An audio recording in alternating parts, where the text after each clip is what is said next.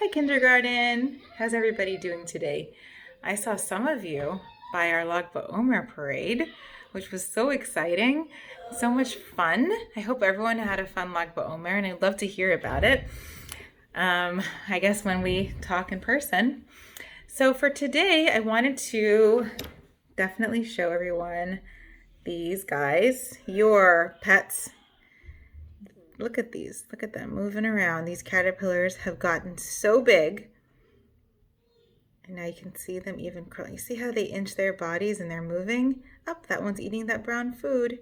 All the brown yucky stuff at the bottom is their food, and it breaks up when they go to eat it. So, remember our small little friend here? He's still the smallest one, but he's growing. He's doing a good job. I wonder how many days are left before they start to cocoon.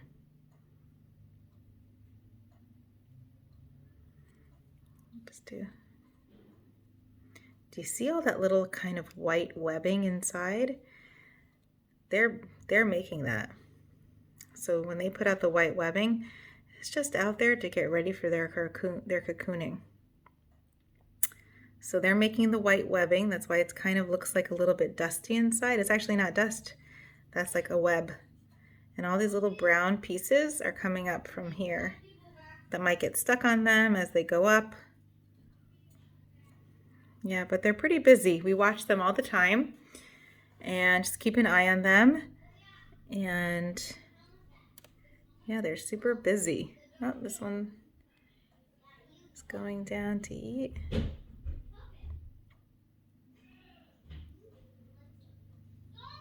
Yep, they're all around the cup. Anyway, so that is our caterpillar look for the day. And I guess we'll see what they look like tomorrow. Okay, so for today, I wanted to do a little something different and read a book that I absolutely love. I'll give you a hint. It has to do with a purple crayon. I don't know. I wonder if any of you know this book or have heard this book. It happens to be a favorite of mine. Harold and the Purple Crayon. So I wanted to read this book today, and we'll talk a little bit about it as we read it. Harold and the Purple Crayon. Harold and the Purple Crayon by Crockett Johnson. Just gonna move this over. One evening, after thinking it over for some time, Harold decided to go for a walk in the moonlight.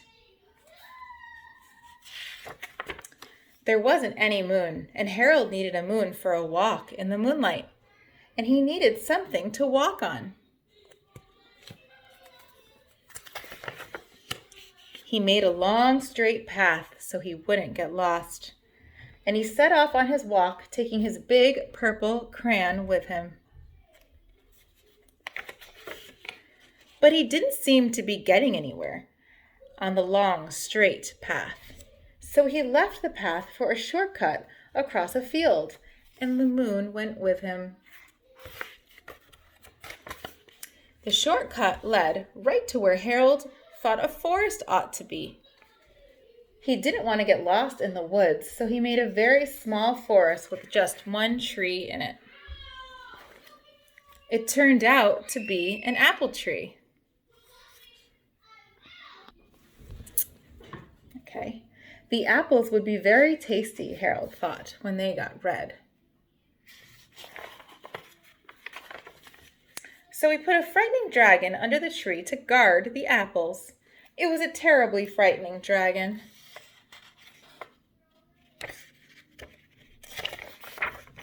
It even frightened Harold. He backed away. His hand holding the purple crayon shook. See what kind of line it's starting to make? Suddenly he realized what was happening. But by then, Harold was over his head in an ocean. He came up thinking fast, and in no time he was climbing aboard a trim little boat. Quickly drew himself a boat. He quickly set sail, and the moon sailed along with him. After he had sailed long enough, Harold made land without much trouble. He stepped ashore on the beach, wondering where he was. The sandy beach reminded Harold of picnics, and the thought of picnics made him hungry. So he laid out a nice simple picnic lunch. There was nothing but pie. But there were all 9 kinds of pie that Harold liked best. When Harold finished his picnic, there was quite a lot left. He hated to see so much delicious pie go to waste. So Harold left a very hungry moose and a deserving porcupine to finish it up. That's what he drew. And off he went looking for a hill to climb to see where he was. Harold knew that the higher up he went, the farther he could see, so he decided to make the hill into a mountain. If he went high enough, he thought, he could see the window of his bedroom. He was tired, and he felt he ought to be going to bed. He hoped he could see his bedroom window from the top of the mountain. But he looked down over the other side, and he slipped. And there wasn't any other side of the mountain. He was falling in thin air. But luckily, he kept his wits and his purple crayon, and he made a balloon, and he grabbed onto it. And he made a basket under the balloon, big enough to stand in. He had a fine view from the balloon, but he couldn't see his window. He couldn't even see his house. So he made a house with windows, and he landed the balloon on the grass in the front yard. None of the windows was his window.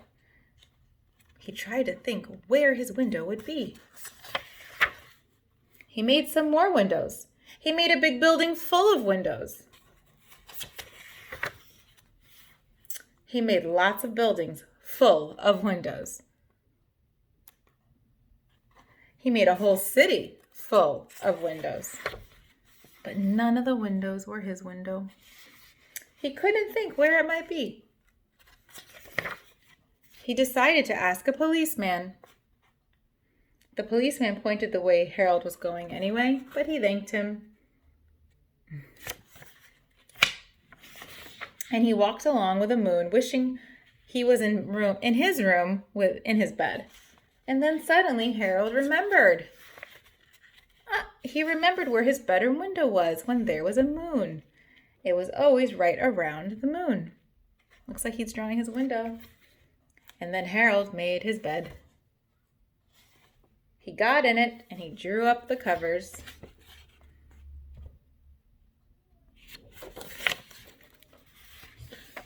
The purple crayon dropped on the floor and Harold dropped off to sleep.